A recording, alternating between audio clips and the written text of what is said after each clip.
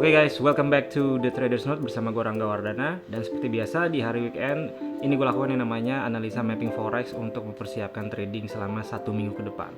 Oke, nah bagi kalian masih pemula dan baru mengikuti YouTube channel saya terutama untuk di bidang industri forex, boleh coba kalian ikutin video-video di atas ini ya, atau gue taruh link di deskripsi untuk video-video yang terkait.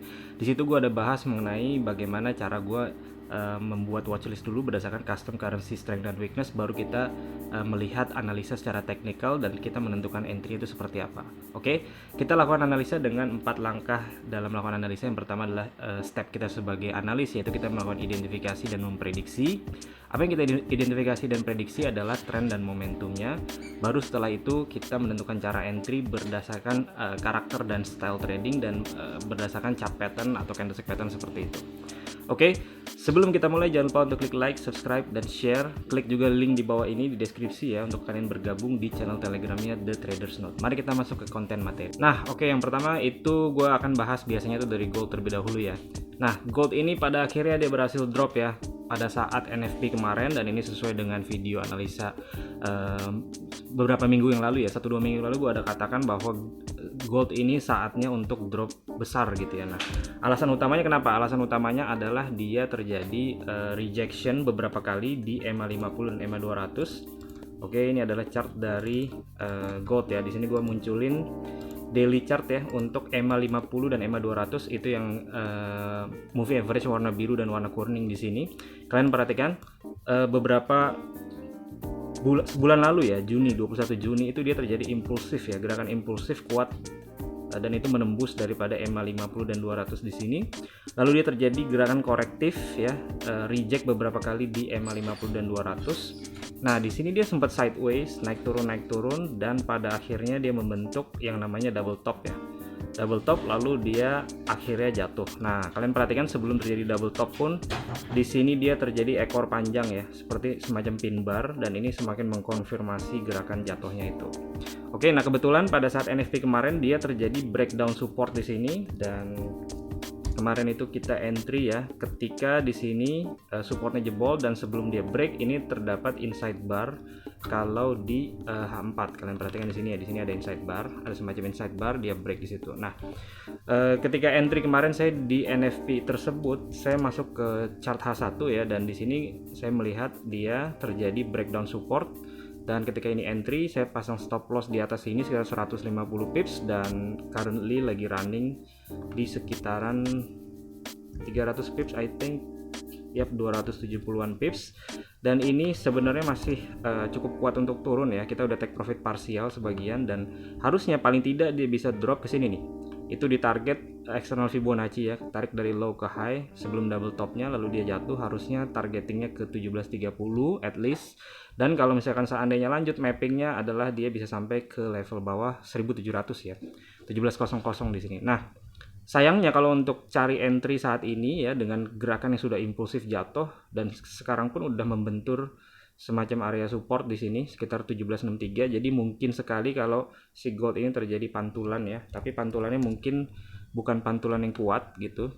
Oke, so satu-satunya jalan menurut saya kalau kita ingin mencari entry baru ya adalah dengan cara kita menunggu pattern di sini.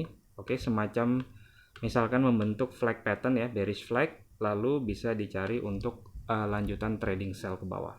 Oke, so untuk gold saya masih bearish. Kalau misalkan kalian mau lawan dengan counter trend di sini, menurut saya itu kurang bijak ya, karena gerakannya sangat momentum dan sangat impulsif jatuh ke bawah, dan itu didukung oleh data NFP pada hari Jumat lalu. Oke, so dari sini kita tahu bahwa dolar index itu lagi strong kemarin tradingannya. Jadi beberapa pair yang belakangnya yang di pairkan dengan dolar indeks biasanya akan jatuh ya, seperti Euro USD, AUD USD, nanti kita akan bahas dua pair tersebut. Nah, cuma kalau antara Euro USD dan AUD USD, saat ini gue lebih prefer di AUD USD karena patternnya lebih jelas. Pertama kita lihat di Euro USD ya.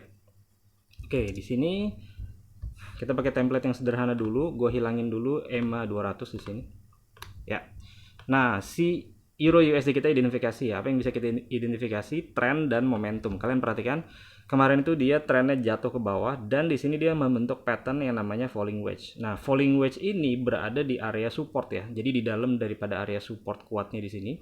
Sehingga ini membuat si Euro USD menjadi bullish dia. Dia breakout ke atas. Nah, ideally kalau misalkan dia membentuk falling wedge seperti ini, ideally adalah dia continue ke atas seperti itu ya. Tapi karena data NFP kemarin dolar indeksnya strong, ini membuat si Euro USD itu dia drop lanjutan, ini menjadi double bottom, dan double bottom ini di dalam area support. So kalau kita pengen trading saat ini, kalau gue pengen trading melihat Euro USD ini kurang enak karena tidak ada pattern yang jelas ya, tidak ada patternnya justru bullish ya, tapi momentumnya jatuh ke bawah. So gue akan hindari Euro USD. Berbeda dengan AUD USD ya. AUD USD ini terlihat lebih bearish, trennya lebih jelas dan patternnya juga lebih jelas. Oke, kita lakukan identifikasi tren. Jelas ya, arah trennya ke bawah ya, membentuk lower low seperti ini, zigzag arahnya ke bawah, ini daily chart. Nah, setelah dia terjadi gerakan impulsif di sini, dia terjadi corrective pattern ya. Corrective pattern seperti ini membentuk yang namanya adalah flag pattern di daily chart nih.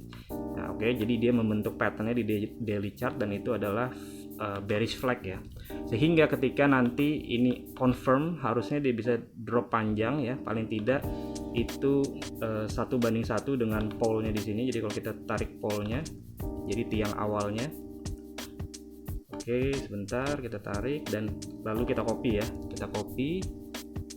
dan ini ditarik seperti ini. So dia mempunyai target dari bearish flag-nya adalah di sekitaran level 0.7205 hingga 7210 ya. Oke, kita harus mundurin dulu, lihat ke kiri apakah area tersebut ada support. Nah, kalau kita perhatikan di sini ada area support ya. Jadi kita bikinnya zona nanti, sehingga kalau ke 7230-an itu bisa pertimbangkan untuk exit lebih cepat gitu ya. Jadi jaraknya kalau dari kondisi sekarang ke bawah sini itu sekitar 130 pips untuk AUD USD. Kita harus turunkan time frame untuk ngecek. Nah, oke. Di sini terlihat ya bahwa flag patternnya cukup jelas terlihat, dan di sini terlihat juga dia ada beberapa support yang signifikan, artinya 1, 2, 3 titik semakin bagus ya kalau dia titiknya makin banyak. Lalu di sini mulai di break and close below. Nah, perlu dicatat juga sebelum terjadi penembusan ini semakin bagus karena dia bentuknya ada semacam head and shoulder kecil ya. Jadi dia ada pattern di dalam pattern yang lalu menembus. Jadi head and shoulder pattern kecil di sini itu berada di dalam bearish flag pattern yang membuat si AUD USD berhasil tembus ke bawah. So kondisi saat ini jadi menurut gua bisa dilakukan tradingan untuk sell ya, dan itu kalau kita pasang stop loss ke atas, misalkan di atas ini sekitar 60-70 pips, TP final TP-nya adalah sekitar 130 pips, itu udah cukup valid untuk trading sell di AUD USD. Again, ini kembali lagi kepada trader apakah Anda cocok untuk trading di H4 atau tidak. Kalau Anda mau trading di H1 ya tentunya harus turunin lagi time frame-nya, misalkan contoh ya. Nah, di sini kalian bisa gunakan misalnya H1, biasanya saya ganti template EMA 213490 atau EMA 821 dan 125. Jadi mana yang cocok gitu ya. Ini adalah template yang personally gue pakai. Nah, kalian bisa gunakan pattern di sini, misalkan dia membentuk bearish flag pattern di H1 untuk dicari tradingan untuk sell di AUD USD. Oke, beberapa pair lagi yang gue mau bahas ya di Euro New Zealand. Nah, Euro New Zealand di sini kita identifikasi lagi, balik ke template awal ya. Nah, kita identifikasi tren. Di sini trennya jelas tidak ada trennya, jadi dia sideways. Kalian perhatikan naik turun seperti ini, dia sideways dengan area atasnya itu adalah di sini ya, ini area resistennya, dan area supportnya itu kurang lebih di area-area bawah sini, dan kemarin dia sudah terjadi rejection ya. Dia ada ngekor di bawah sini, jadi seharusnya berdasarkan ini saja karena dia sideways, harusnya dari sini dia ada pantulan naik ke atas, at least ke tengah-tengah ya, itu untuk di Euro New Zealand. Lalu kita turunkan ke H4 untuk melihat apakah cocok gitu ya, dan kita sudah melihat juga di sini terjadi bullish divergence. Jadi harganya jatuh terus, new low dikit, lalu dia banyak terjadi false break di bawah ya. Jadi ada support di sini false break, ada engulfing candlestick pattern di H4 dan dia juga terjadi bullish divergence. So seharusnya ini bisa mengangkat si Euro New Zealand ya, paling tidak kembali ke tengah ya, sekitaran sini. Kita bisa bidik juga dengan Fibonacci untuk mencari area yang lebih valid gitu ya untuk targeting untuk sellnya, dan gua akan pasang itu di area sini kalau misalkan untuk targeting. Kenapa? Karena ini merupakan 56,1,8% dari gerakan impulsif ini bisa menjadi target yang cukup ideal ya, sekitar 80-an 90 pips ke atas. Oke, kalau taruh pasang stop loss ke bawah sekitar 70-an pips. Jadi kita dapat risk reward 1/1,5 di Euro New Zealand. GBP Jepang Yen. Oke. GBP Jepang Yen di sini gue melihat kita identifikasi ya. Kita identifikasi dia sebenarnya ngayun-ngayun ke arah bawah ya. Dia tren turun sedikit tapi tidak kuat nih tren turunnya. Kenapa? Karena ketika dia di sini break tren turun ya, membentuk zigzag arah ke bawah. Oke, kita bikin. Oke. Lalu di bawah sini dia terjadi false break nih. Dia terjadi false break di area support nih, di sini. Oke. Di daily chart. False breaknya itu dia membentuk yang namanya Morningstar Doji di sini. So, ada sedikit power untuk buyernya gitu. Jadi sehingga dia membentuk semacam jadi membentuk head and shoulder gini ya. Oke. Nah, ini membuat menjadi sementara ini sideways dan kondisinya saat ini dia tertahan di trend line yang kita tarik dari 31 Mei 1 2 3 titik 4 titik, dan kemarin pun terjadi reject ya. Dia tidak bisa closing di luar daripada di atas daripada trend line-nya. So, dari sini gue berpikiran at least dia harus terjadi koreksi kecil ya. 1-2 hari gitu ya. 1-2 hari. Nah, kalau di H4 kalian perhatikan di sini gerakannya di H4 ya. Di sini ini jangan kita abaikan gerakan turunnya di sini. Oke. Nah, tren turun seperti ini dengan kondisi resisten di sini ya, ini terjadi resisten yang cukup bagus. Ya, cukup ideal gitu, menjadi resisten kuat. Dan dia mulai terjadi rejection ya. Dia mulai terjadi rejection.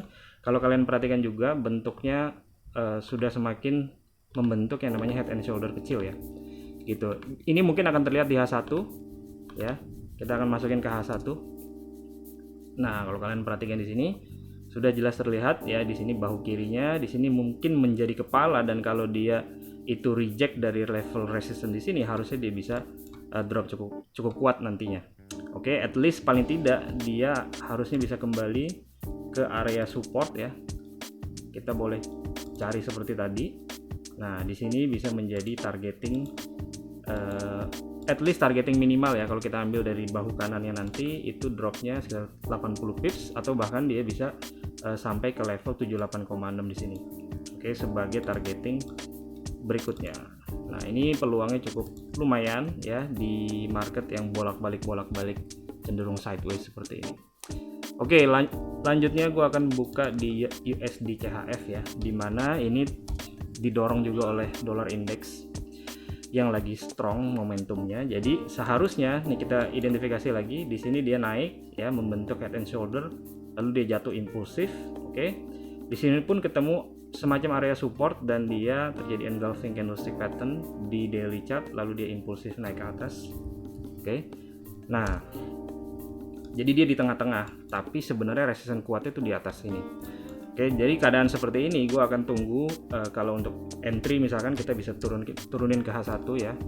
Kalau dia membentuk semacam flag pattern atau penan di sini ya, segitiga atau bullish flag, ini bisa kita lanjutkan untuk tradingan untuk buy naik ke atas. Lalu terakhir di Canada CHF.